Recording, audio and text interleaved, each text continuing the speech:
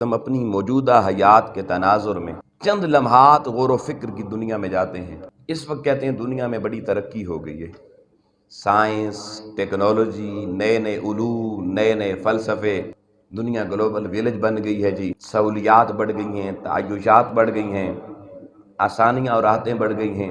لیکن اس دنیا میں اگر ہم دیکھیں کیا لوگوں کا نقطۂ نظر کسی بھی معاملے میں ایک ہے، تو آپ کو انسانیت کے نقطۂ نظر میں وحدت نظر نہیں آئے گی، اہل توحید میں بھی وحدت نظر نہیں آئے گی۔ نقطۂ نظر میں کسی چیز کے متعلق آپ افراد کا نقطۂ نظر پوچھیں، ایک گھر ہے، ایک گھر کے افراد کی رائے بھی کسی ایک معاملے میں ایک جیسی نہیں ہوتی، اس میں بھی اختلاف رائے ہو جاتا ہے۔ پھر ایک محلہ ہے، ایک فیملی، ایک خاندان ہے، اس میں بھی آپ کہیں سارے لوگ کسی مسئلے پہ متفق ہو جائیں، کچھ کی رائے ایک پلڑے میں، کچھ کی دوسرے پلڑے میں چلی جائے گی۔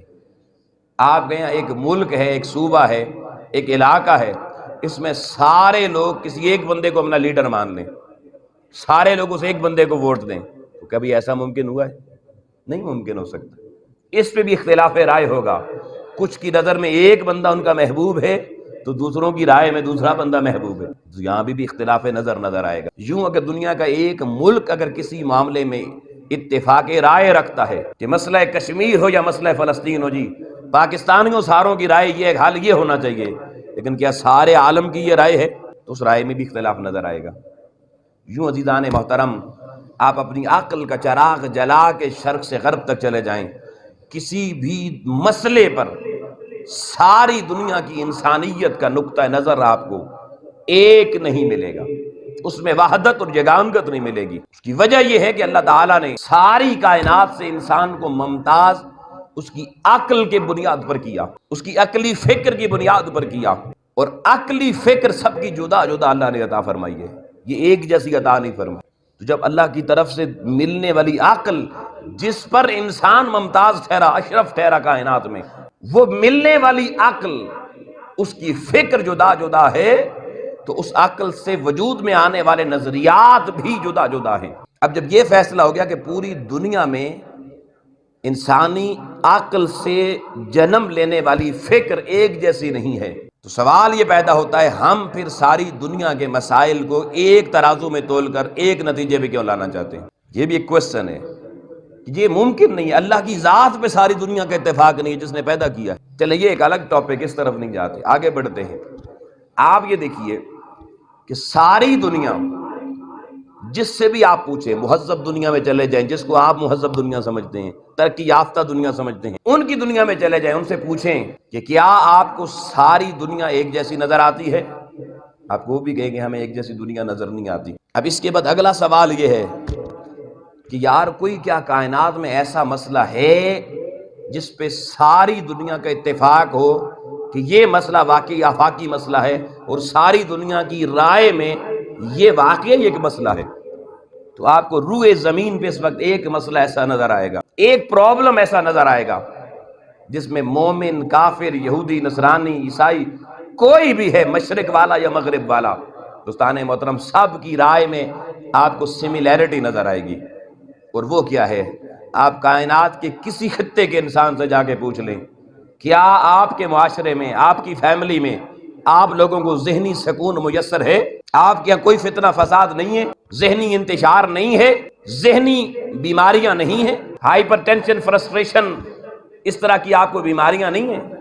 تو آپ کو ساری دنیا میں ہر بندہ کہے گا نہیں، دنیا میں ہر جگہ فساد ہے، ہر جگہ بے سکونی ہے، ہر جگہ پریشانی ہے، ہر جگہ یہ مسائل ذہنی الجھنوں والے موجود ہیں۔ آئیے دوستان محترم، 7 بر اعظموں کی دنیا اس ایک نقطہ نظر پہ اتفاق رائے رکھتی ہے کہ اس وقت روئے زمین کا ہر خطہ پرابلمز کا شکار ہے، فساد کا شکار ہے، بے سکونی کا شکار ہے، امن عالم تباہ ہو چکا ہے۔ اور وہ جو مہذب ترین کہلانے والے سویلائز لوگ ہیں، مغرب کے، یورپ کے، ان سے پوچھیں تو وہ بھی یہ جواب دیتے نظر آتے ہیں، آج کی life very hard, it's too much difficult to live in this world.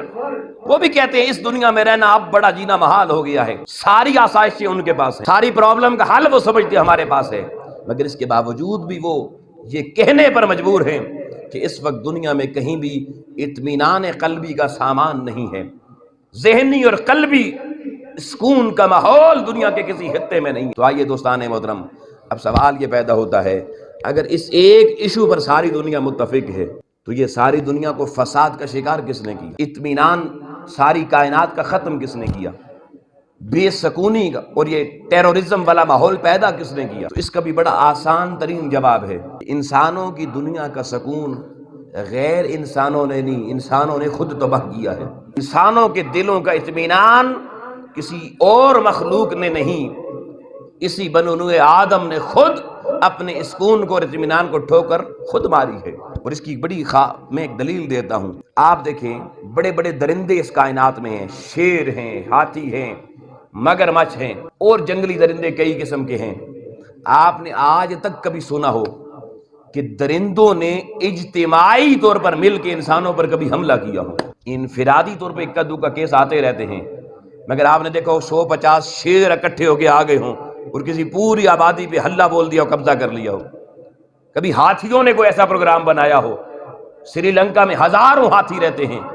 آپ نے تامل ٹائیگر تو سنے ہوں گے انسانوں کی شکل میں، لیکن آپ نے کبھی یہ نہیں سنا ہوگا کہ سری لنکا کے ہاتھیوں نے اکٹھے ہو کے حملہ کر دیا۔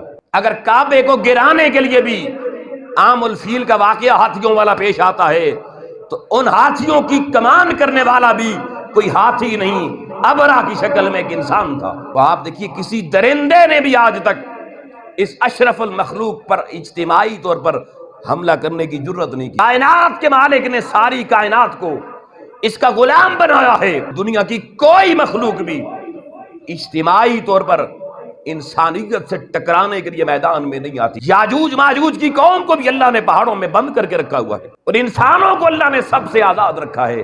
آؤ، میں نے کائنات میں بڑے بڑے درندے پیدا کیے ہیں، مگر کسی کی جرت نہیں کہ مل کر انسانیت کا امن تباہ کر سکے، انسانیت کو ذہنی سکون چھین سکے، انسانیت کا قلبی اطمینان کائنات کی کوئی دوسری مخلوق چھین نہیں سکتی۔ مگر دوستان محترم، اب سوال آ گیا، جب کائنات کی کسی اور مخلوق نے آج تک اس پر ساری دنیا اتفاق کرتی ہے، مل کر انسانیت کے ماحول کو تباہ نہیں کیا، انسانیت کے سکون کو برباد نہیں کیا، انسانیت پہ اجتماعی حملہ نہیں کیا، انسانوں کی کسی ریاست پہ قبضہ نہیں کیا، تو سوال یہ پیدا ہوتا ہے پھر انسانیت کا ماحول برباد کس نے کیا ہے؟ پھر انسانوں کا سکون کس نے چھینا ہے؟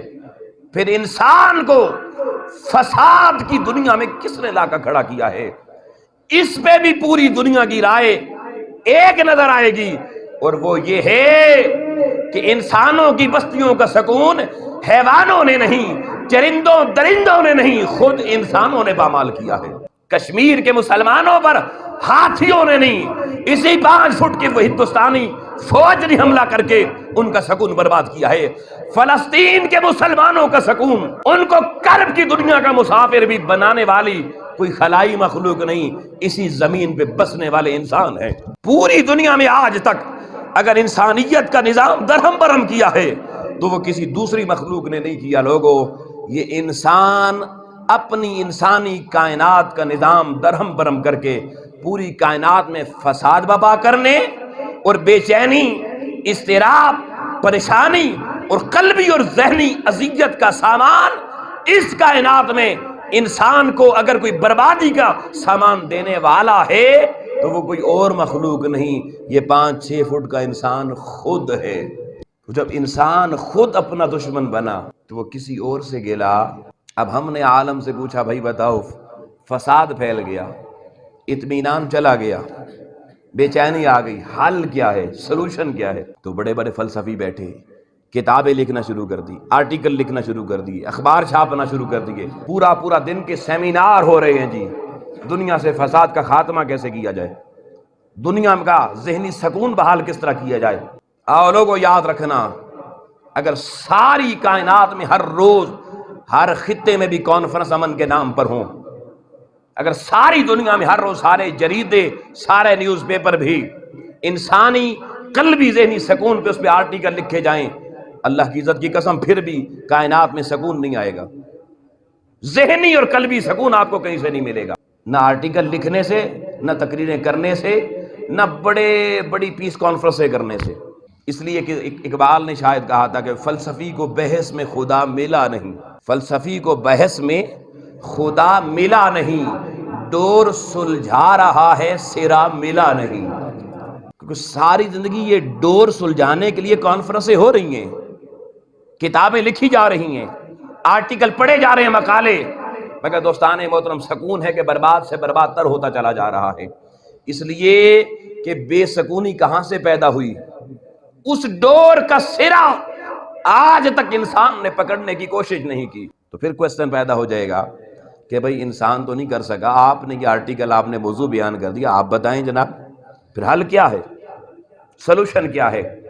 تو آئیے دوستان محترم، اس کائنات کی عدم اطمینان، بے سکونی، پریشانی، ذہنی اور قلبی اذیت، اس سے نکلنے کا راستہ فساد بپا کرنے والا انسان بھی نہیں دے سکتا، سکون چھیننے والا انسان نہیں دے سکتا، تو پھر کون دے گا؟ اس کی ترتیب اللہ نے کائنات جب انسانیت کی شروع کی تو انسانیت کی، کائنات کی ابتدا ہی اللہ نے ڈور کے اس سرے سے کی، اور ڈور کے اس سرے کا نام ہے دعوت انبیاء علیہ السلام۔ حضرت آدم علیہ السلام سے اللہ نے انسانیت کو شروع کیا، کسی عام بندے سے نہیں شروع کیا، اپنا نبی بنا کر اس کی بعثت کی، اور اپنا پیغام دے کر، جس پیغام سے انسانیت کو ہدایت ملنی تھی، جس پیغام سے انسان کے وجود کو قلبی اطمینان اور ذہنی ٹینشنوں سے آزادی ملنی تھی، اللہ نے آدم کو بنایا، اپنا نائب اور اپنا نبی بنا کر کائنات میں اتارا، اور پھر سلسلہ ہدایت بشکل نبوت چلایا، اور پھر جب انسان بڑھنا شروع ہو گئے اور ان کے اس ذہنی اطمینان کا سامان اگر کتابی شکل میں بھی چاہیے تھا تو اللہ نے وہ کتاب انسانوں سے نہیں لکھوائی، رحمان نے اپنی بارگاہ سے انسانیت کی ہدایت کے صحیفے بھی اپنی بارگاہ سے خود نازل فرمائے ہیں، اور کہا اگر سکون چاہتے ہو، اگر امن چاہتے ہو، اگر دل کی دنیا کو آباد کرنا چاہتے ہو تو تمہیں کائنات کے لکھاریوں کی لکھی ہوئی کتابوں سے یہ فیض نہیں مل سکتا، اللہ کے بھیجے ہوئے کلام سے مل سکتا ہے، اللہ کے بھیجے ہوئے نبیوں کی تعلیم سے مل سکتا ہے۔ جب تک انسان انبیاء کی دی ہوئی تعلیم سے جڑا رہا، اللہ کے بھیجے ہوئے صحیفوں کو اس نے اپنے سر کا تاج بنا کر ان کی اطاعت جاری رکھی، ارے لوگو وہ انسان ذہنی آسودگی کا بھی شکار رہا، قلبی اطمینان کا بھی شکار رہا، اور پھر امن عالم کا بھی استقرار اس انسان کے وجود سے قائم رہا۔ لیکن جو انسان اس ہدایت آسمانی سے دور ہوتا چلا گیا، اس پیغمبرانہ اطاعت سے محروم ہوتا چلا گیا، تو یہی انسان خود کائنات کے لیے فساد کا سبب بنتا چلا گیا، ماحول بگاڑنے کا سبب بنتا چلا گیا۔ اور پھر یہ اصلاح کیسے کر رہا ہے؟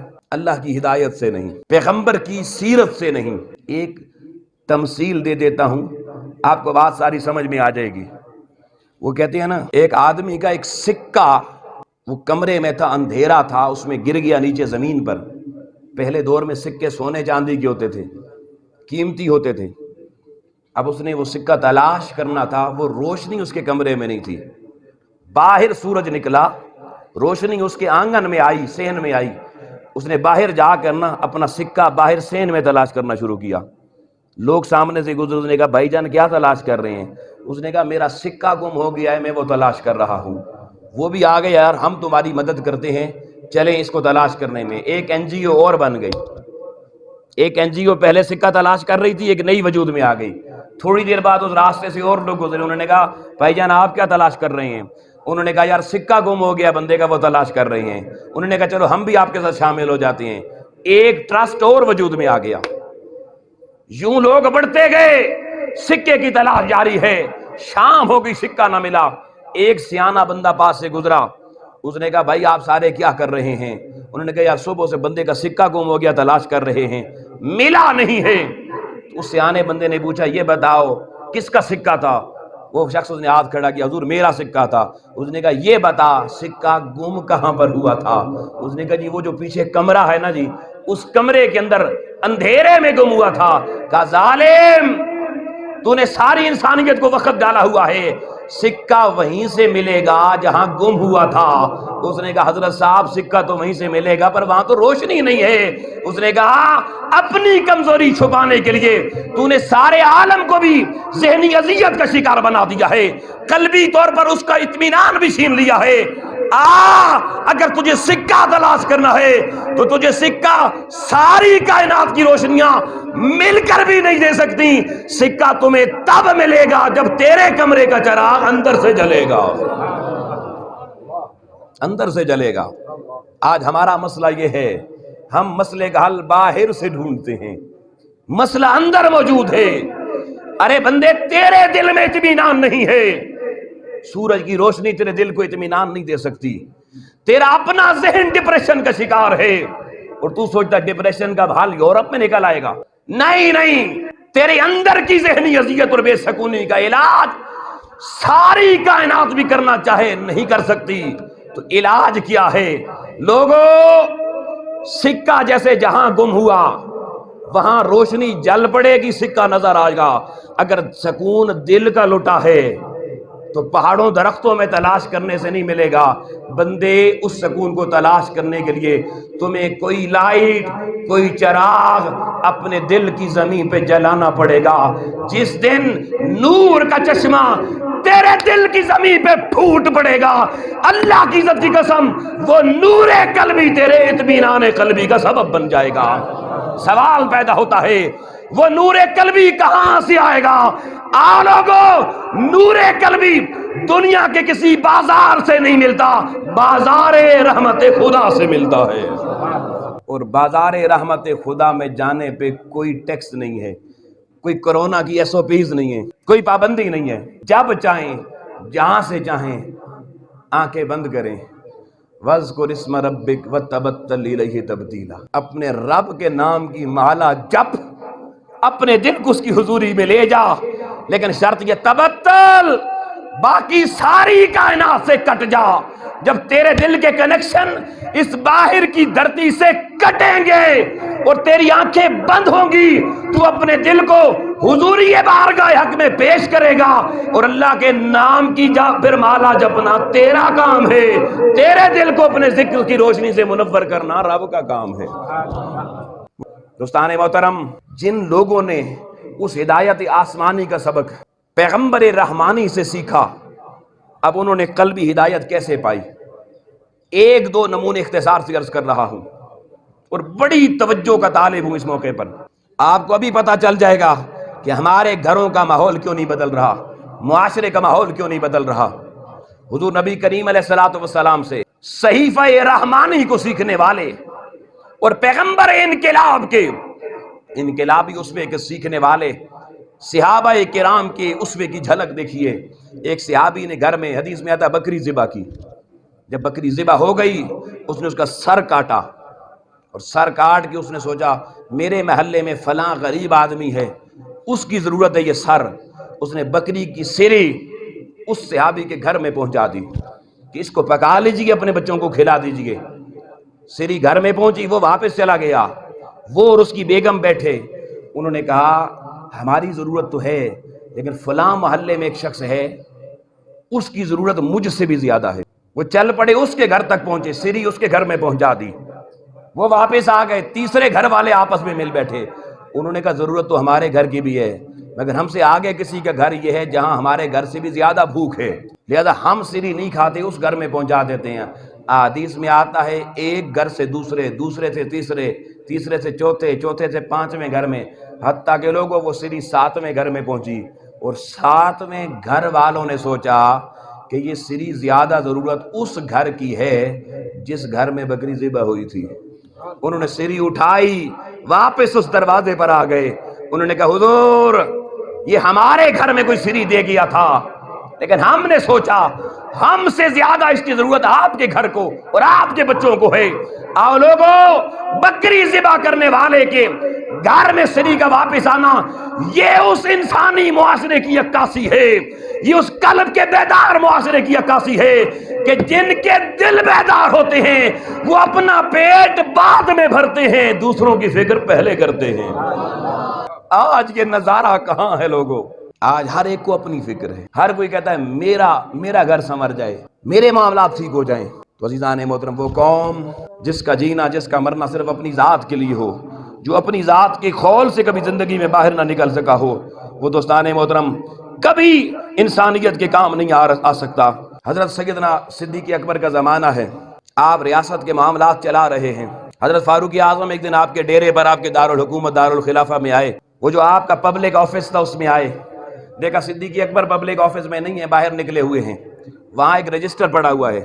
آپ نے وہ کھلا ہوا رجسٹر، اس پہ دیکھا ایک لسٹ بنی ہوئی ہے لوگوں کی، اس لسٹ میں ان غریبوں، ان یتیموں، ان مسکینوں، ان بیواؤں کے نام ہیں جن کے گھر میں کوئی اپاہج ہے، کوئی لنگڑا ہے، کوئی مر گیا ہے، ان کا والی وارث اور پرسان حال کوئی نہیں ہے، ان کے گھر کے کام کرنے والا کوئی نہیں ہے۔ یہ ان لوگوں کی لسٹ ہے، ہر ایک کے آگے صدیق اکبر نے لکھا ہوا ہے اس گھر کے سارے کام فلاں صحابی کرے گا، اس گھر کے کام فلاں صحابی کرے گا، مگر ایک جگہ ایک بڑھیا کا نام ہے، آگے خانہ خالی تھا۔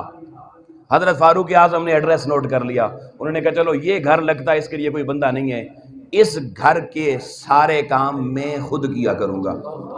اور کام کیا ہوتے تھے؟ باہر سے پانی بھر کے لانا ہوتا تھا اور گھر کی ساری صفائی کرنی ہوتی تھی۔ لوگوں رات آ گئی، حضرت فاروق اعظم سوئے، صبح اٹھے، فجر کی نماز ادا کی اور چل پڑے اس گھر میں، پہنچے، دروازے پہ دستک دی، اندر سے بڑھیا کی آواز آئی، کون اور کیوں آیا ہے؟ حضرت فاروق اعظم نے کہا، اے مائی میں تیرے گھر کا کام کرنے آیا ہوں، تیرا نوکر آیا ہوں۔ اس نے کہا مجھے کسی نوکر کی ضرورت نہیں ہے، میرے گھر کا کام کوئی کر گیا ہے، کوئی کر گیا ہے۔ لوگوں فاروق اعظم نے کہا چلو کوئی بات نہیں، آج میں لیٹ ہو گیا، کل میں جلدی آ جاؤں گا۔ دوسرے دن فاروق اعظم تہجد کے لیے اٹھے، تہجد کے سجدے ادا کیے، چل پڑے، بڑھیا کے دروازے پر پہنچے، دروازہ ناک کیا، پوچھا کون؟ کہا تیرے گھر کا کام کرنے والا چوکیدار آیا ہے۔ اس بڑھیا نے کہا آنے والے تیرا شکریہ، مگر میرے گھر کا کام تیرے آنے سے پہلے ہی کوئی کر گیا ہے۔ حیران ہو گئے، وہ کون ہے جو تہجد سے بھی پہلے اس کا کام کر جاتا ہے؟ اسلامی ریاست کے خواب دیکھنے والوں اور لوگوں کو ریاست مدینہ کے لالی پاپ دینے والوں کے لیے پیغام ہے۔ تیسری رات آ گئی، آج فاروق اعظم نے عشاء کی نماز پڑھی، چل پڑے اور کہا آج میں بڑھیا کے گھر کے راستے میں بیٹھ کے دیکھوں گا وہ بڑھیا کے گھر مجھ سے پہلے آ کر کام کرنے والا ہے کون۔ بیٹھے رہے، آدھی رات کا بھی وقت نہیں ہوا تھا، دیکھا اندھیرے میں سے کوئی ننگے پاؤں چلتا ہوا آ رہا ہے، پاؤں میں جوتا بھی نہیں ہے۔ غور کیا، قریب آئے، حیرت سے آنکھیں کھل گئی، پوچھا من انتا، کون ہے؟ آواز آئی انا ابو بکر۔ کہا صدیق بھائی کدھر جا رہے ہیں؟ اس بڑھیا کے گھر کا کام آپ کرتے ہیں؟ کہا ہاں میں کرتا ہوں۔ کہا صدیق پاؤں میں جوتا کیوں نہیں پہنا؟ کہا عمر بھائی جوتا اس لیے نہیں پہنا کہ راتوں کو لوگ گھروں میں سوئے ہوئے ہوتے ہیں، صدیق کے پاؤں کے جوتے کی آہٹ سے کسی کا سکون برباد ہو جائے، صدیق کو یہ بھی گوارا نہیں ہے۔ اس وقت فاروق اعظم کی چیخیں نکل گئیں، انہوں نے کہا صدیق اکبر میں نے زندگی میں بڑی کوشش کی کہ عمل صالح کی دنیا میں صدیق کا ثانی بن جاؤں، مگر اللہ کی عزت کی قسم محمد کے صدیق کا ثانی کوئی دوسرا نہیں ہے۔ یہ تھی وہ ریاست اسلامیہ لوگوں، جب لوگوں کے گھر کے چوکیدار صدیق عمر بننا پسند کرتے تھے، تب قلبی سکون کی دولتیں ملا کرتی تھی۔ آج اپنے گھر کا کوئی کام مرد ہو کے نہیں کرتا۔ یہ میرا معاشرہ ہے دوستو، پیغام یہ دینا چاہتا ہوں لوگوں، آج اگر اپنے گھروں کے نقشے بدلنا چاہتے ہو، اپنے دل کی لٹی ہوئی بستی برباد اندھیر نگری کو آباد کرنا چاہتے ہو، تو یہ بڑی کمائیوں سے آباد نہیں ہوگی، بڑے گھروں سے آباد نہیں ہوگی، بڑے بڑے کاروباری تجارتی مراکز بنانے سے آباد نہیں ہوگی۔ ارے دل کی دنیا اسی وقت آباد ہوگی جب آپ اللہ کی انسانیت کے خدمت گزار بن جائیں گے، خادم بن جائیں گے۔ اس تصور کو اپنے محلوں میں لائیے، اپنے گھروں میں لائیے، دوسروں کے لیے راحت اور دوسروں کے لیے سکون کا سامان عملی طور پر خدمت کی شکل میں پیدا کرنے والے کے دل کو اللہ خود سکون عطا فرما دیتا ہے۔